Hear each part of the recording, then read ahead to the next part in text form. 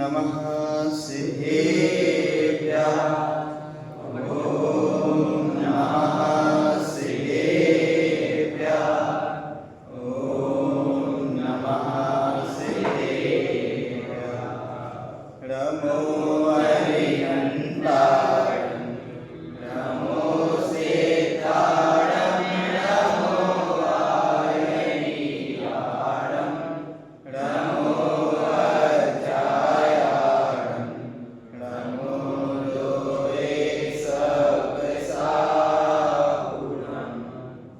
मोक्षमार्गस्य नेतारं नेतारं कर्मभूभृतां यातारं विश्वतत्त्वानां मय्येकगुणलब्धये। शिव उपाय करते प्रथम कारण मंगल रूप विघ्न विनाशक सुख करन नमो शुद्ध शिव भू।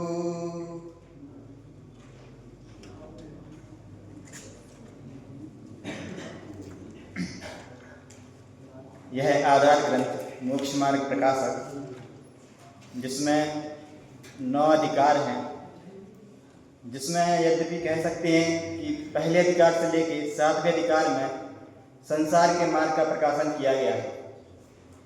जैसे पहला अधिकार जो है वह है पीठबंध प्रोड़ुपन अधिकार, जिसे पंच परमेश्वरियों को नमस्कार किया गया है, उनके पूज्यत्व का कारण किया गया है, श्रोता का स्वरूप, वक्ता का स्वरूप, शास्त्र वाचने सुनने शास्त्रों का वर्णन किया गया है। और फिर दूसरे अधिकार से लेकर 7वें अधिकार तक यह जीव संसार के मार्ग का प्रकाशन किया गया है। जैसे दूसरे अधिकार में संसार अवस्था का स्वरूप का वर्णन किया गया है, कैसा इस संसार का स्वरूप है उसका वर्णन किया गया है। फिर संसार दुख तथा मोक्ष सुख का निरूपण किया गया है कि यह जीव संसार में है तो उसको किस किस प्रकार के दुख लग रहे हैं और इससे छूटने का उपाय, मोक्ष सुख का भी वर्णन किया गया है। और फिर चौथे अधिकार में मिथ्या दर्शन ज्ञान चारित्र का वर्णन किया गया है कि जीव है संसार में तो इसके प्रकट रूप से निश्चित ही मिथ्या दर्शन ज्ञान और चारित्र प्रकट रूप से विद्यमान है। फिर उसके बाद 5वें में विद्वत समीक्षा का स्वरूप का वर्णन किया गया है। और फिर 6वें में कुदेव कुगुरु और कदर्म, इन तीनों को पूजने के जो कारण है इससे जीव संसार में भ्रमता है। और फिर 7वें अधिकार में जैन मिथ्या दृष्टियों का विवेचन किया गया है कि जैन तो हैं पर उसमें भी किन किन प्रकार के जैन हैं उसमें भी वर्णन किया गया है। तो इस प्रकार से एक पहले अधिकार से लेकर 7वें अधिकार तक तो वर्णन किया गया है संसार के मार्ग का। फिर आता है 8वां अधिकार, उसमें उपदेश का स्वरूप का वर्णन किया गया है। कैसा कि जो 4 अनुयोग हैं, 4 अनुयोगमयी जनवाणी है, उनमें किस किस प्रकार का उपदेश दिया गया है उस उपदेश का वर्णन किया गया है। और फिर 9वें अधिकार से मोक्ष मार्ग का स्वरूप का वर्णन किया गया है। तो वास्तविकता में पहले 8वें अधिकार को हम कह सकते हैं कि भूमिका बना दी है कि ये उपदेश दिया गया है जनवाणी में, और अब 9वें अधिकार से उस मोक्ष के स्वरूप का वर्णन किया गया है।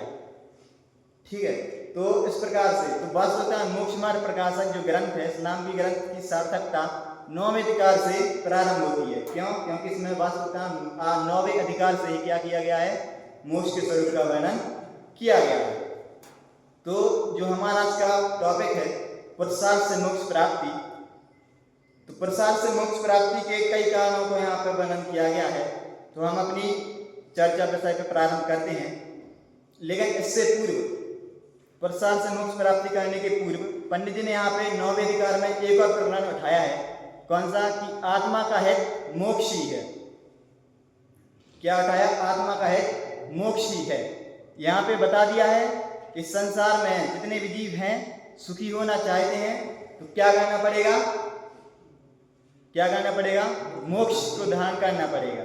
और फिर बता रहे हैं कि क्या है मोक्ष का स्वरूप, क्या है, पुरुषार्थ से मोक्ष प्राप्ति होती है। और यहाँ पे कई कारण दिए गए हैं कि किन किन कारणों से मोक्ष की प्राप्ति होती है। ठीक है, तो हम अपना विषय प्रारंभ करते हैं, पुरुषार्थ से मोक्ष प्राप्ति। यहाँ प्रश्न है कि मोक्ष का उपाय काल लब्धि आने पर भवितव्यतानुसार बनता है। अब यहाँ पे मोक्ष के क्या क्या उपाय बन सकते हैं, क्या क्या कारण होते हैं, उनका वर्णन शुरू कर रहे हैं कि मोक्ष का उपाय काल लब्धि आने पर भवितव्यतानुसार बनता है। पहली कंडीशन क्या बताई? मोक्ष का उपाय किससे बनता है? कालब्धि आने पर भवितव्यता अनुसार बनता है या मोहादि के उपशम होने पर बनता है? दूसरा कारण क्या? मोहादि के उपशम होने पर बनता है। और तीसरा, यह अपने पुरुषार्थ से उद्यम करने पर बनता है। सुकव। 3 कारणों का यहाँ पे वर्णन किया गया है। कौन कौन से? पहला, कालब्धि आने पर भवितव्यता अनुसार बनता है। दूसरा, मोहादि के उपशम आदि होने पर बनता है। और तीसरा, पुरुषार्थ से उद्यम करने पर बनता है। ये 3 कंडीशन खड़ी कर दी। अब आप निर्णय करो कि किससे मोक्ष पुरुषार्थ से होता है, या कालब्धि के या भवितव्यता अनुसार होता है, या कर्म के उपशम आदि होने पर होता है। तो यहाँ पे पहले से ही हेडिंग दी गई है कि पुरुषार्थ से मोक्ष प्राप्ति। ये अभी हेडिंग भूल जाओ, क्यों? क्योंकि हमें तीनों पर विचार करना है कि किससे होता है। ठीक है, तो यहाँ पे 3 कंडीशन दे दी गई है। भवितव्यता अनुसार कालब्धि आने पर होता है, मोहादि के उपशम से बनता है, या तीसरा कौन सा है? पुरुषार्थ से उद्यम करने पर बनता है। तो यहाँ पे होता है, यदि प्रथम दोनों कारण मिलने पर बनता है। कौन कौन से प्रथम 2 कारण? कालब्धि आने पर भवितव्यता अनुसार बनता है। दूसरा, मोहादि के उपशम आदि से बनता है। तो यदि प्रथम दोनों कारण मिलने पर बनता है तो हमें उपदेश किस लिए देते हो? ये 2 कारण बनते हैं, तो ये दोनों कारण हमारे अधीन तो है नहीं है। कालब्धि आने पर बनता है, भवितव्यता अनुसार बनता है, तो ये कालब्धि लाना हमारे बस में तो है नहीं है। कालब्धि जब आनी होगी तभी आएगी, हम तो उसमें कुछ कर सकते नहीं है। तो उपदेश किस लिए देते हो? अगर कालब्धि आएगी तो उपदेश किस लिए देते हो? क्योंकि जब हमारी कालब्धि आ जाएगी तो क्या हो जाएगा? वैसा प्रसार भी हो जाएगा। तो हमें उपदेश किस लिए देते हो? पहला तो ये कारण बता दिया। दूसरा, मोहादि के उपशम होने पर हम क्या कर रहे हैं? मोहादि के उपशम करेंगे तो क्या होगा? मोक्ष की प्राप्ति होगी। तो वो मोहादि का उपशम भी हमारे हाथ में नहीं है। ठीक है, तो प्रथम दोनों कारण तो हमारे हाथ में है नहीं है, तो हम क्या करें? तीसरा बताया, अपने पुरुषार्थ से उद्यम करने पर बनता है। तीसरा कारण क्या बताया? अपने पुरुषार्थ से उद्यम करने पर बनता है।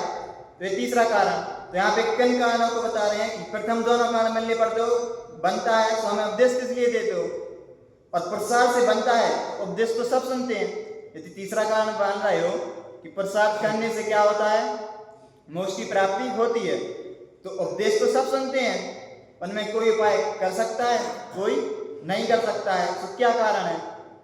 उसका कारण तो भी आगे आएगा, लेकिन अगर हम शॉर्ट में जानेंगे तो उपदेश तो सब सुनते हैं, है ना? सुनते कि नहीं सुनते?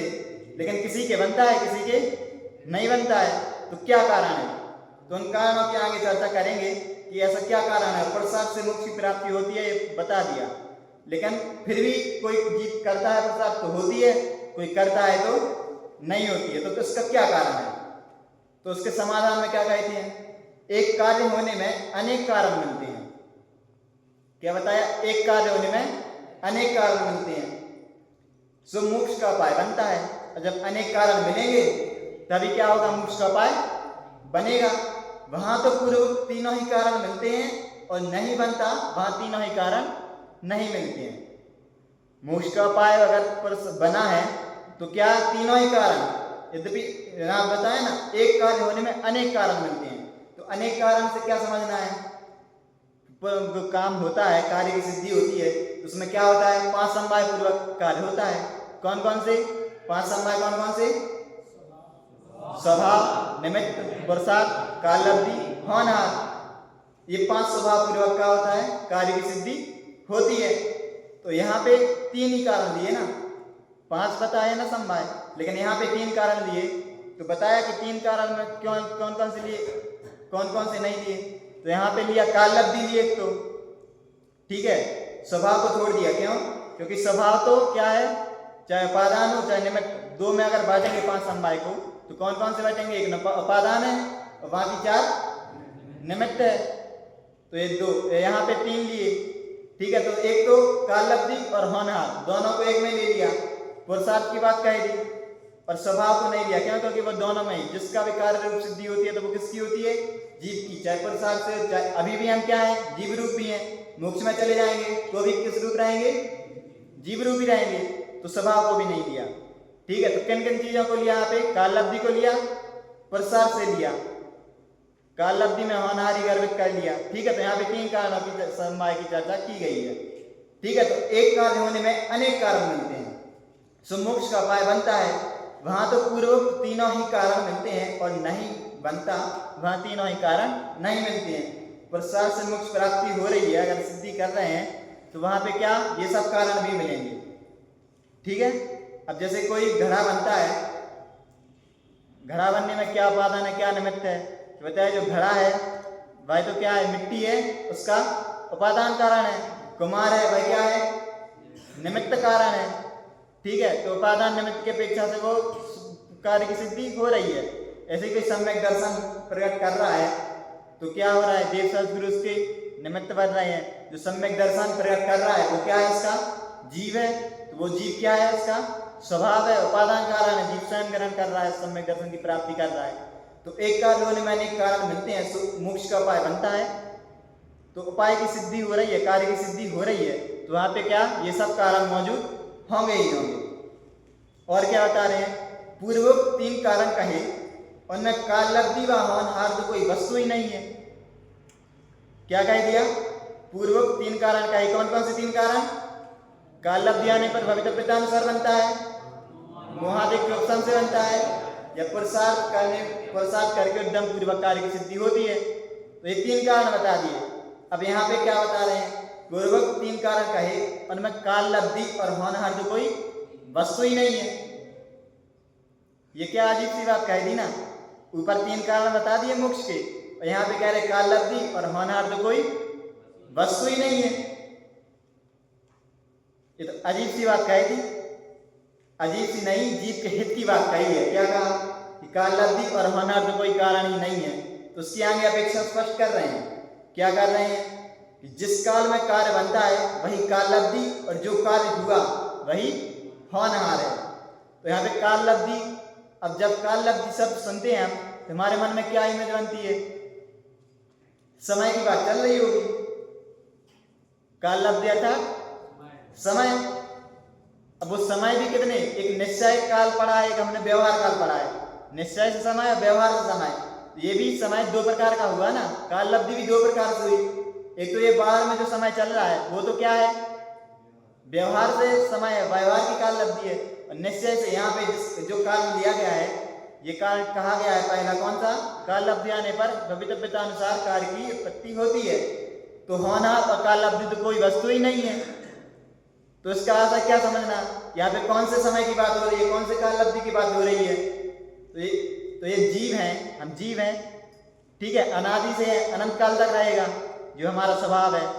ठीक है, तो ये जीव क्या है? स्वचतुष्टय है। स्वचतुष्टय कौन कौन से होते हैं? कौन कौन से? स्वद्रव्य, स्वचित, स्वकाल, स्वभाव। इसमें जो स्वकाल है, उस स्वकाल को यहाँ पे क्या कहा है? काल लब्धि कही है। कि जो स्वकाल होता है जीव का, उसका नाम क्या है? यहाँ पे काल लब्धि है। ठीक है, तो यहाँ पे निश्चय से काल की बात कही है कि ये जीव अनंत काल से परिणमन कर रहा है। तो जिस समय जो पर्याय प्रकट होनी है जीव के, जैसा जो परिणमन होना है जिस समय, तो उस समय जीव का वैसा ही परिणमन होता है। ना वो आगे हो सकता है, ना वो बाद में हो सकता है। आगे पीछे कुछ भी फेरफार नहीं हो सकता है। तो कोई वस्तु नहीं है, इसका मतलब ऐसा नहीं है कि इसकी सत्ता ही नहीं है, क्योंकि हम तो समझते हैं कि कोई वस्तु नहीं है तो उसका अस्तित्व भी नहीं होगा। जिस चीज की हम बात कर रहे हैं तो उसका अस्तित्व तो कुछ होगा, लेकिन अगर अस्तित्व ही नहीं है तो हम उसकी चर्चा नहीं कर रहे हैं। इसलिए कह दिया क्या? कि काल लब्धि और होनहार तो कोई वस्तु ही नहीं है। यहाँ पे ये नहीं समझना है। क्या आशा स्पष्ट किया है यहाँ पे पंडित जी साहब ने? कि यहाँ पे जो काल लब्धि है उसको किससे रिलेट करना है? स्वकाल से। स्वकाल है, उसका नाम ही क्या है? काल लब्धि है। जिस काल में कार्य बनता है वही काल लब्धि है। अर्थात जिस द्रव्य का, किसी द्रव्य को परिणमा रहे हैं, जिस घड़ा की उत्पत्ति हो रही है, घड़े की, घट की, तो जिस समय में उत्पन्न हो रहा है, जिसकी योग्यता है उसकी, जिस समय में उत्पन्न होना है उसको, उसी रूप होगा, है ना। तो उसको वो समय उसका क्या है? काल लब्धि है। वर्तना चल रही है उसकी, वो क्या है? उसकी काल लब्धि है। स्वकाल में ही उसकी उत्पत्ति हुई है, और जो काल हुआ वही उसकी क्या है? होनहार है। घट की उत्पत्ति हुई ना, तो मिट्टी क्या है, उसका उपादान है। और जो घड़ा उत्पन्न हुआ वो क्या है, इसका घड़ा उत्पन्न हुआ वो क्या है, उसकी होनहार है। क्या कहा यहाँ पे, जो कार्य हुआ, कार्य क्या हुआ, घट की उत्पत्ति हुई, तो वो क्या है, उसका होनहार है। तो जो कार्य हुआ, जिस काल में हुआ वह कार्य स्वकाल में हुआ, तो वह स्वकाल इसका क्या है, काल लब्धि है। और जो कार्य उत्पन्न हुआ वो क्या है, होनहार है।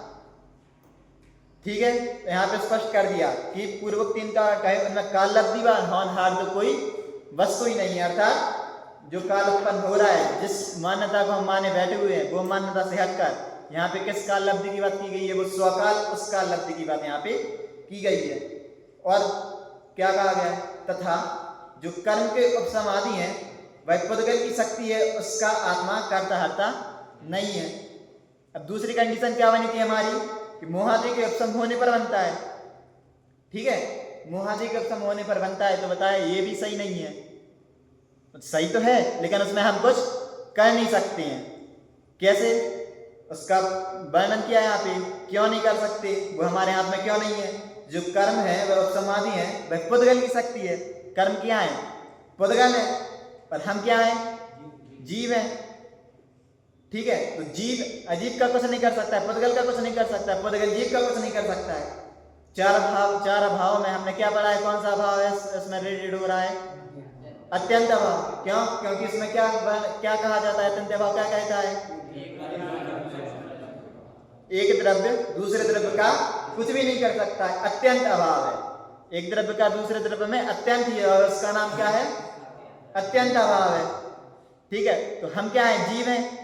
और जो मोहादि का उपशम करके कह रहे हैं कि मोक्ष की प्राप्ति हो सकती है, तो उसमें भी हम कुछ नहीं कर सकते। क्यों, क्योंकि जो मोहादि है वह तो क्या है, पुद्गल है, और जीव पुद्गल का कुछ नहीं कर सकता है, पुद्गल जीव का कुछ नहीं कर सकता है। इसीलिए इसमें भी हमारी भूल पकड़ में नहीं आ रही है। तो तीसरा कारण बता रहे हैं, तीसरी भी सिद्धि कर रहे हैं, तथा पुरुषार्थ से उद्यम करते हैं, सो यह आत्मा का कार्य है।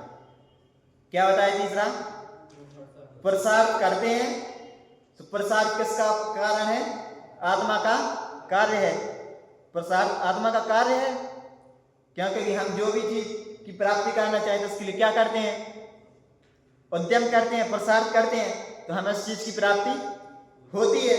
इसीलिए आत्मा को पुरुषार्थ से उद्यम करने का उपदेश देते हैं। ठीक है, तो यहाँ पे क्या बता रहे हैं, अब हमारे हाथ में क्या है, तीनों कारणों में से प्रथम दो कारण तो है नहीं है, क्योंकि वो हमारे अधीन नहीं है। तीसरा क्या बताया, पुरुषार्थ, वो हमारे अधीन है। पुरुषार्थ करके हम क्या कर सकते हैं, मोक्ष की प्राप्ति कर सकते हैं। ठीक है, तो यहाँ पे तीनों कारणों का यहाँ पे खुलासा कर दिया। पहला क्या होता है, मोक्ष का उपाय काल लब्धि भवितव्यता अनुसार बनता है, उसमें हमारे हाथ में कुछ नहीं है। क्यों, क्योंकि कार्य तो अपनी योग्यता अनुसार होता है, जिस समय में जो होना होता है वही होता है, ना आगे हो सकता है ना पीछे हो सकता है। ठीक है, तो यहाँ पे इसी बात को लेकर उन्होंने क्या कह दिया पंडित जी साहब ने, काल लब्धि व होनहार तो कोई वस्तु ही नहीं है, अर्थात उसमें हम कुछ भी नहीं कर सकते। पहला हो गया। दूसरा क्या होता है, मोहादि के उपशम होने पर बनता है, तो उसमें क्या बता दिया, ये मोहादि के उपशम में वह तो पुद्गल है, और आत्मा पुद्गल का कुछ कर नहीं सकता है, ना पुद्गल आत्मा का कुछ कर सकता है। इसीलिए दूसरी बात भी हमारे हाथ में नहीं है कि मोहादि के उपशम करके हम क्या कर सकते हैं, पुरुषार्थ की प्राप्ति कर सकते हैं। अब तीसरी बात बताई, क्या होता है, पुरुषार्थ से उद्यम करने पर बनता है। तो कह रहे हैं कि पुरुषार्थ से उद्यम करते हैं, सो यह आत्मा का कार्य है। हमें खाना खाना है तो क्या करना पड़ेगा, क्या करना पड़ेगा, थाली लगानी पड़ेगी, हमें खुद कौर को लेना पड़ेगा, है ना, उसको मुंह तक लाना पड़ेगा, फिर चबाना पड़ेगा। पुरुषार्थ कौन कर रहा है, हमें खुद करना पड़ेगा। अगर कोई कहे कि पुरुषार्थ से ना माने, काल लब्धि से माने, उसका मोहादि के उपशम से माने, तो क्या कार्य की सिद्धि हो सकती है, क्या नहीं हो सकती ना। खाना खा रहे हैं हम तो कैसे खिलेगा, हमें ही स्वयं खाना पड़ेगा ना, पुरुषार्थ हमें करना पड़ेगा। अगर पुरुषार्थ हो गया तो हम क्या कहेंगे कि काल लब्धि भी आ गई, और क्या हो गया, पुरुषार्थ भी हो गया, मोहादि का उपशम भी वैसा हो गया कि हमें क्या हो गया, असाधता का अनुभव नहीं हुआ। ठीक है, तो मोहादि का उपशम भी हो गया। तो यहाँ पे क्या बता रहे हैं, पुरुषार्थ से मोक्ष की प्राप्ति करनी है, ये सही है, क्योंकि पुरुषार्थ ही हमारे हाथ में है, पुरुषार्थ के पूर्वक ही हम क्या कर सकते हैं, मोक्ष की प्राप्ति कर सकते हैं। मोक्ष की प्राप्ति करनी है तो पुरुषार्थ करेंगे तो क्या हो जाएगी, काल लब्धि भी आ जाएगी, मोहादिक का उपशम भी हो जाएगा, तो क्या बाकी निमित्त भी बन जाएंगे। और स्पष्ट कर रहे हैं आगे, क्या कह रहे हैं, वहां यह आत्मा जिस कारण से कार्य सिद्धि अवश्य हो उस कारण रूप उद्यम करे। अब यहाँ पे क्या कह दिया, निश्चय हो गया कि पुरुषार्थ से ही मोक्ष की प्राप्ति होगी, ठीक है। तो यहाँ पे भी क्या कह रहे हैं कि वहां यह आत्मा जिस कारण से कार्य सिद्धि अवश्य हो उस कारण रूप उद्यम करे, क्योंकि अगर हम सही पुरुषार्थ करेंगे तो कार्य की सिद्धि होगी, नहीं करेंगे तो नहीं होगी। कार्य की सिद्धि करनी है तो क्या करना पड़ेगा, उत्तम पुरुषार्थ करना पड़ेगा, सच्चा पुरुषार्थ करना पड़ेगा, तो कार्य की सिद्धि हो जाएगी, अन्यथा नहीं होगी। वही यहाँ पे कह रहे हैं कि आत्मा को मोक्ष की प्राप्ति करनी है, हमें मोक्ष की प्राप्ति करनी है तो क्या करना पड़ेगा, सच्चा पुरुषार्थ करना पड़ेगा, जिस कारण से कार्य सिद्धि हो अवश्य हो उस कारण रूप क्या करे, उद्यम करे, तो क्या हो जाएगा, मोक्ष की प्राप्ति हो जाएगी। लेकिन उसका उस रूप कार्य कारण भाव जो है उसका सही पुरुषार्थ नहीं करेगा तो क्या होगी, सिद्धि होगी क्या, नहीं होगी ना, ठीक है। और क्या कह रहे हैं, वहां तो अन्य कारण मिलते ही मिलते हैं, और अगर सच्चा पुरुषार्थ किया तो वहां पे अन्य कारण भी स्वयं मिल जाएंगे। हमने खाना खाया तो पुरुषार्थ तो हमने किया कि नहीं, अब पुरुषार्थ वो कैसा है, सच्चा है, तो वो काल लब्धि भी मिल गई, मुहादिक का उपशम भी हो गया, तो बाकी कारण भी मिल गए। तो पुरुषार्थ तो क्या करना पड़ेगा, अगर कार्य की सिद्धि करनी है तो सच्चा करना पड़ेगा, ठीक है। और कार्य की सिद्धि भी होती है, सच्चा पुरुषार्थ से कार्य की सिद्धि भी होती है, तथा जिस कारण से कार्य की सिद्धि हो अथवा नहीं भी हो,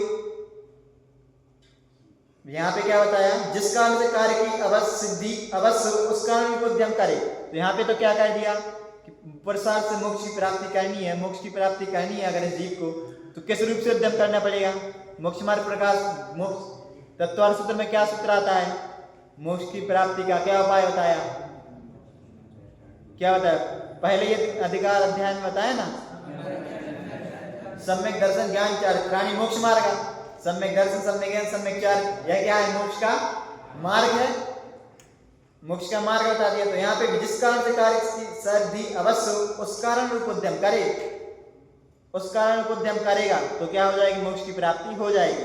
लेकिन क्या उद्यम करना पड़ेगा, सम्यक दर्शन सम्यक ज्ञान सम्यक चारित्र रूप उद्यम करना पड़ेगा तो कार्य की सिद्धि होगी, बाकी कारण भी मिल जाएंगे। लेकिन अगर गलत पुरुषार्थ होगा तो कारण मिलेगा क्या, नहीं मिलेगा, या एक कारण हो बाकी कारण ना हो, हम पुरुषार्थ तो कर रहे हैं लेकिन कार्य की सिद्धि नहीं हो रही है, तो उसमें भी क्या कहा, आगे चर्चा आएगी कि हम पुरुषार्थ तो करते हैं, यहाँ पे भी ऊपर चर्चा आ गई ना कि पुरुषार्थ से, तीसरी कंडीशन जो बताई थी कि पुरुषार्थ से बनता है तो उपदेश सुनते हैं, उनमें कोई उपाय कर सकता है, कोई नहीं कर सकता है, तो क्या कारण है उसका, पुरुषार्थ सब करते हैं। किसी ने शोरूम खोला,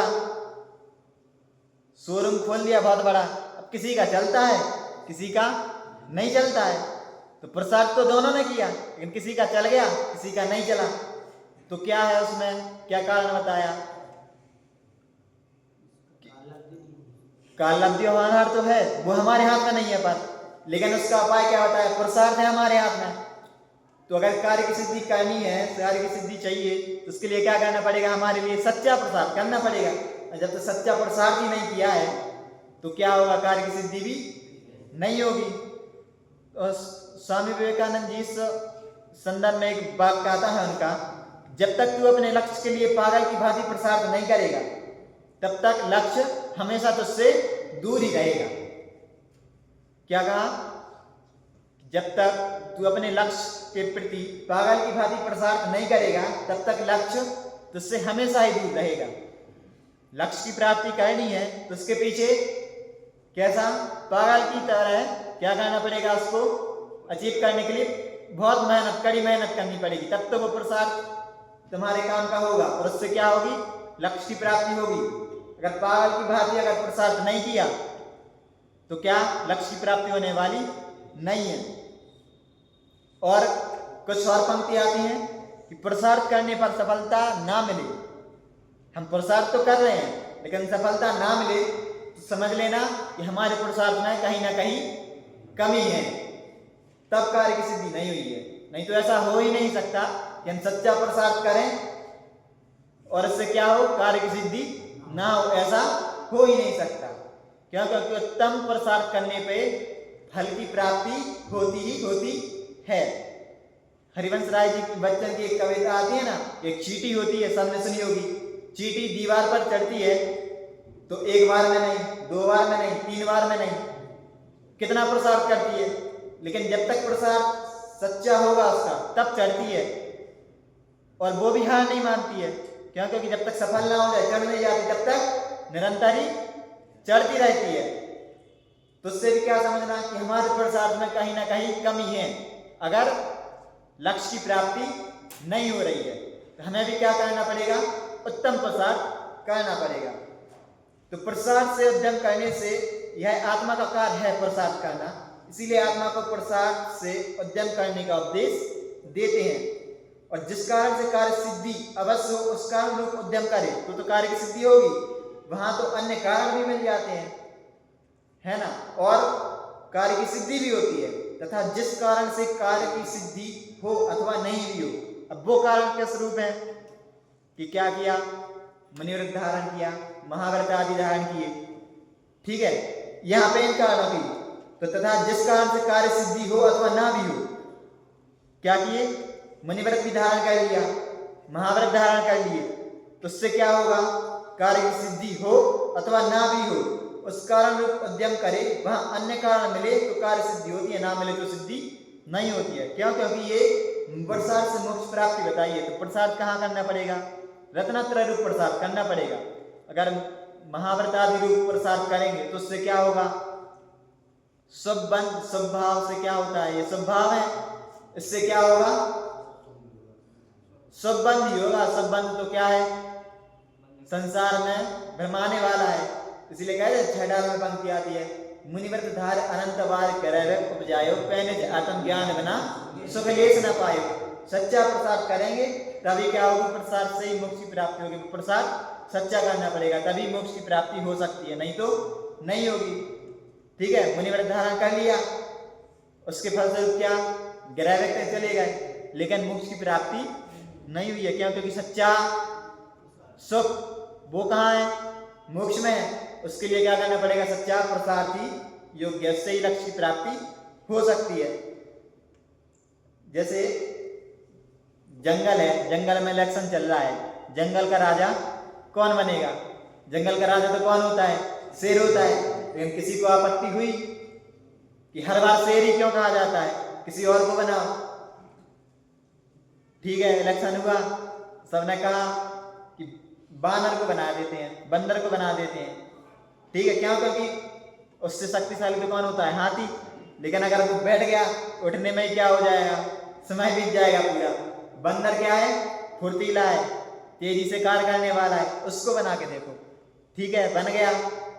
अब बन गया, चला, कुछ व्यवस्था चली, जंगल का राजा कौन कहलाने लगा, वानर राज चलने लगा।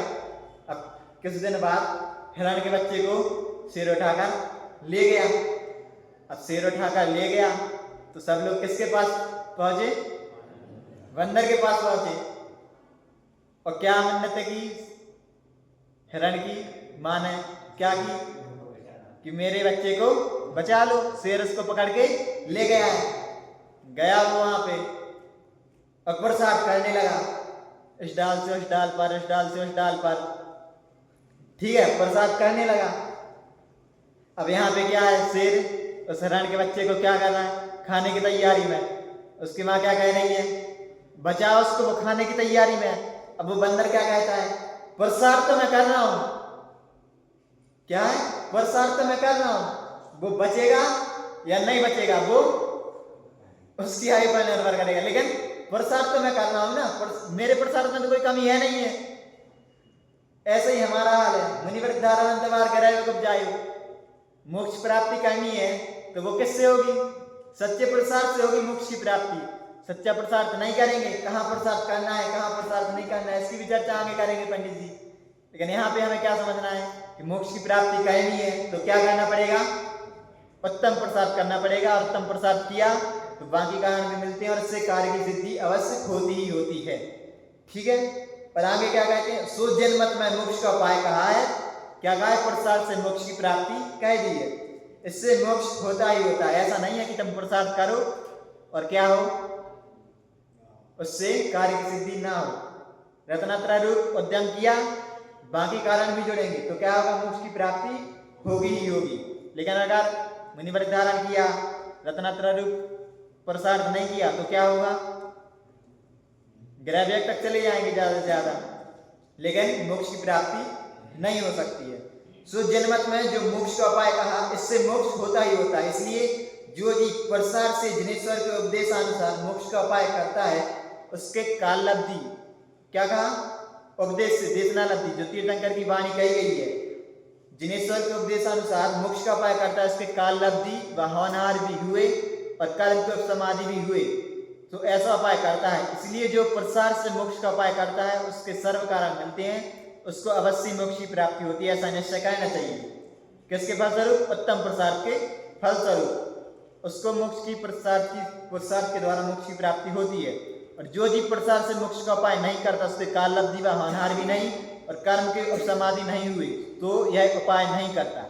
इसीलिए जो पुरुषार्थ से मोक्ष का उपाय नहीं करता, उसको कोई कारण नहीं मिलते और उसको मोक्ष की प्राप्ति नहीं होती, ऐसा निश्चय करना। उत्तम पुरुषार्थ करेगा, उत्तम फल की प्राप्ति होगी, नहीं करेगा नहीं होगी। अब ऐसा ही कुछ चर्चा समय सार में भी अमृतचंद्राचार्य देव जब आत्मख्याति टीका लिखी उन्होंने, तो तानिखा में लिखते हैं, वो क्या कहते हैं कि यह जीव अप्रतिबद्ध कब तक रहेगा, यह जीव अनादि से अज्ञानी है, ये ज्ञानी कब होगा। तो उसके लिए गाथा आती है, 19वें नंबर की गाथा में लिखते हैं वो, कम्मेणो कम महिया हमेरियः कम च कम्मणो कम्मं जा ऐसा खलु बुद्धि अपनी बुद्धो हवदी ताव। क्या अनुवाद है इसका, मैं कर्म हूँ न कर्म हूँ, या है हमारे ये सभी, यह मान्यता जब तक रहे अज्ञानी है तब तक सही। यहाँ पे क्या कह दिया, पुरुषार्थ से मोक्ष की प्राप्ति होती है, मोक्ष की प्राप्ति करना है तो उत्तम पुरुषार्थ करना पड़ेगा। अब यहाँ पे भी क्या प्रश्न क्या किया है, यह जीव अप्रतिबद्ध कब तक रहेगा। प्रश्न कैसा पूछा, कब तक रहेगा, समयवाची पूछा ना, यह जीव अप्रतिबद्ध कब तक रहेगा। प्रश्न तो क्या हुआ, समयवाची हुआ, लेकिन उत्तर में क्या कहते हैं, मैं कर्म हूं न कर्म हूं, या है हमारे ये सभी, यह मान्यता जब तक रहे अज्ञानी है तब तक सभी।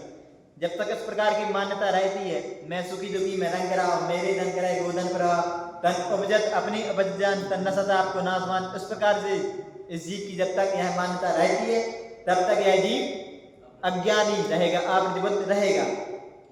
तो यहाँ पे क्या, ऐसी मान्यता को दूर करने का कहा है। जब तक इस जीव की ऐसी मान्यता रहेगी तब तक अप्रतिबद्ध रहेगा, और ऐसी मान्यता पुरुषार्थ के माध्यम से ऐसी मान्यता, जब इस मान्यता को दूर कर लेगा तो क्या होगा, सच्चा पुरुषार्थ होगा और क्या हो जाएगा, अज्ञानी से ज्ञानी हो जाएगा, अप्रतिबद्ध से प्रतिबद्ध हो जाएगा। तो खेल क्या है, सच्चा पुरुषार्थ करने का है। सच्चा पुरुषार्थ करेंगे तो क्या होगा, मोक्ष की प्राप्ति होगी, नहीं तो नहीं होती। तो यहाँ पे भी क्या कह रहे हैं कि मोक्ष का उपाय तो कहा है, तो जिनेश्वर के उपदेश अनुसार मोक्ष का उपाय करता है तो उसके भी बाकी सब कारण मिलते ही मिलते हैं, काल लब्धि होती है, होनहार भी होती है। हम भी क्या करें, सच्चा पुरुषार्थ करें, मोक्ष मार्ग की प्राप्ति का उपाय करें। इसी भावना के साथ अभी की बात